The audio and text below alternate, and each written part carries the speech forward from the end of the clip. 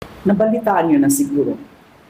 Naimbitahan ako maging parte ng prosecution panel para sa impeachment trial ni VP Sara Duterte. Pumayag ako. Kasi di ba, ang pangako ko sa inyo, kahit anong mangyari, lagi akong maninindigan para sa hustisya. Ipaglalaban ko ang tama at totoo. Pananagutin ko ang nagkasala sa taong bayan. Sa mga darating na araw, mapapansin nyo, all out na naman ang mga troll. Iibahin nila ang topic, sisirain nila ang pangalan ko. Ginawa na nila yun dati. Pero kahit anong pilit nila, lumabas pa rin ang totoo. Ngayon, pwede ba ako mag-request sa inyo?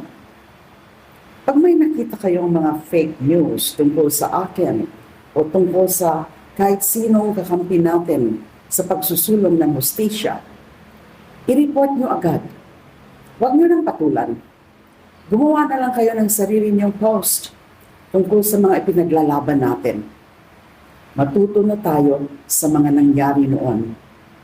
Huwag na nating hayaang may makumbinsi pa sila.